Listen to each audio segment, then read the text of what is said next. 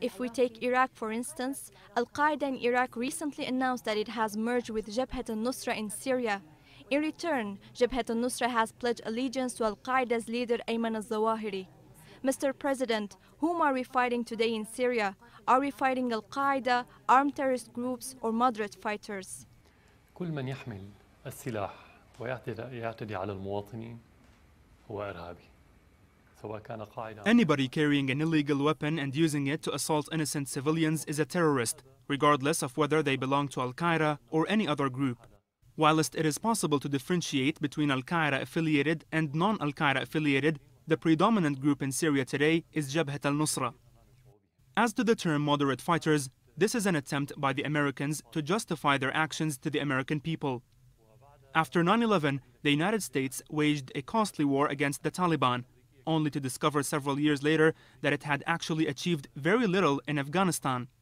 America's losses were huge. Hatred towards America continues to grow, and terrorism is becoming even more widespread.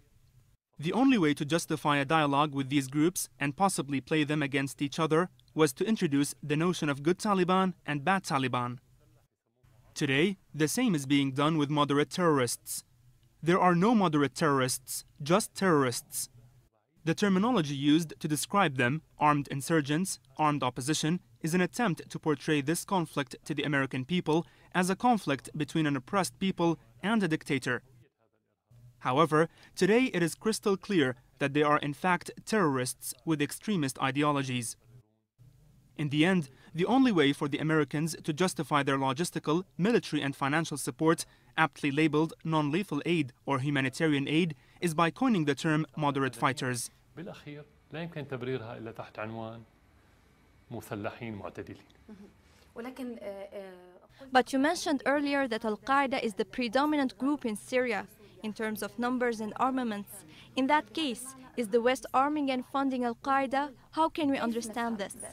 الحقيقة الغرب دائما يستخدم أي عنصر يظهر. In reality, the West's enemy one day is easily their ally the next. They do not have a problem switching sides when it suits their interests. Mali is a clear case in point. They are fighting Al-Qaeda in Mali, yet supporting Al-Qaeda in Syria and in Libya. In Mali today, the West is fighting the same groups it once supported in Libya. These same extremist groups are fighting in Syria today. This is what is called double standards, even triple standards or quadruple standards. Even if there are 1,000 standards, they don't mind using them.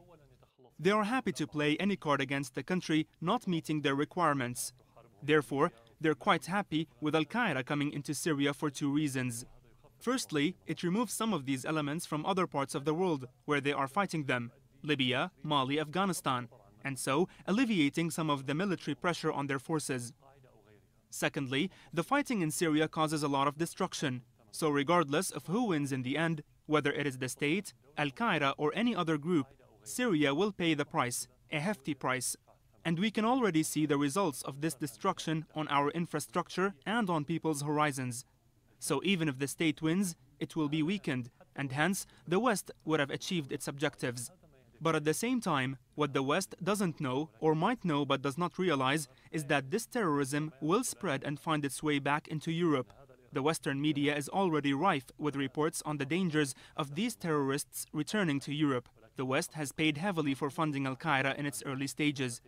Today, it is doing the same in Syria, Libya and other places, and will pay a heavy price in the heart of Europe and the United States. Another term we've been hearing recently is humanitarian intervention. Yes, it has been used recently.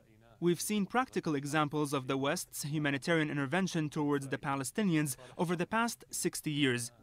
We've seen it also in Vietnam and in North Korea, where according to some figures, at least 3 million people were killed by the Americans.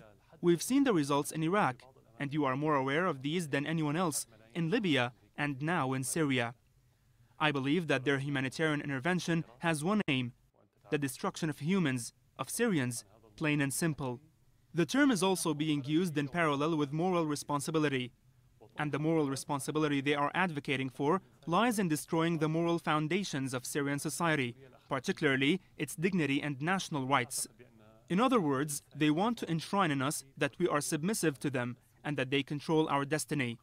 What they should be aware of is that this does the complete opposite.